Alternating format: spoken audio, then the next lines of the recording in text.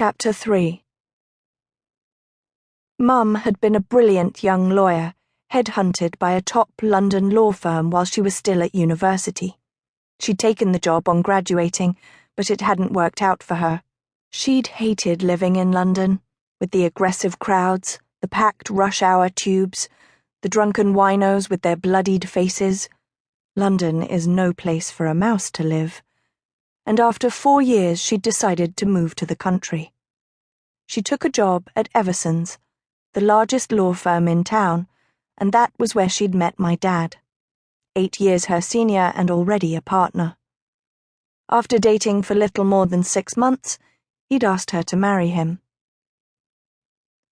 I've often wondered, given how different they were and how the marriage was to end, why Dad chose her and why she let herself be chosen by him. I've no doubt he was attracted to Mum. Her wedding photographs show how pretty she was with her dark features and bashful smile. But I'm sure he also saw a challenge in conquering the heart of this awkward, standoffish girl with her first-class degree and imposing reputation for procedural brilliance. Maybe after Mum's experiences in London, her flat was burgled, her handbag snatched in broad daylight. She wanted someone strong like Dad to protect her. Perhaps she thought that his strength would magically rub off on her. It might just have been his good looks and smooth charm that won her over. Dad was always suave. Even as a little girl, I was jealously aware of the effect his easy smile had on other women. When I was born 4 years later, my dad insisted that Mum give up work in order to stay at home and look after me full-time. He didn't want his daughter being passed around from nanny to nanny like some parcel, he said. He didn't want his daughter coming home from school to an empty house because both parents were out working, he said. His salary was more than enough for us to live on, and there wasn't any need for them both to work, he said.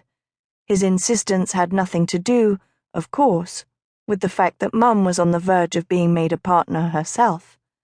It had nothing to do, of course, with the fact that she was generally held to be the best lawyer in the firm, and that her quicksilver mind often left him feeling inadequate and stupid.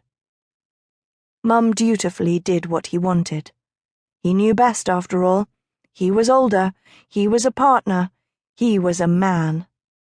How could she have resisted him even if she'd wanted to? How can a mouse resist the cat? So she gave up the job she loved, and for the next 14 years dedicated herself to looking after me and the house. Cooking, shopping, washing, ironing, while my dad gradually worked his way up to become senior partner at Everson's. When he walked out on her, she was 46 years of age. Her legal knowledge was hopelessly out of date, withered away like fruit left to moulder on the tree. Her solicitor's practicing certificate hadn't been renewed for 14 years. The only job she'd been able to find was as a legal assistant at Davis, Goodrich & Blakely, a law firm in one of the seedy back streets in town, behind the railway station.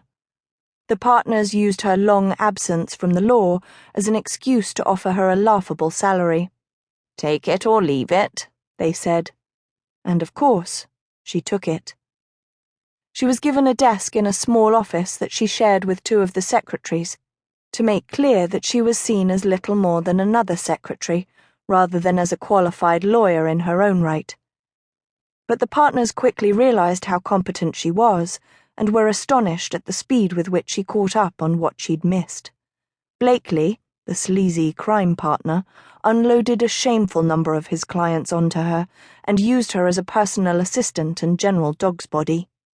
Davis, the head of the personal injury department, began to pass her more and more of his problem files, the ones he'd got into such a mess he had no idea what to do with them next.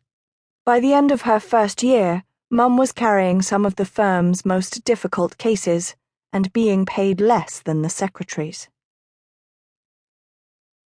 Brenda and Sally, the secretaries who shared Mum's cramped office, thought her move out of town into Honeysuckle Cottage was a mistake and didn't hesitate to tell her so. "Shelley's nearly 16 now, Elizabeth," Brenda said. "She's going to want to meet up with friends in town in the evening.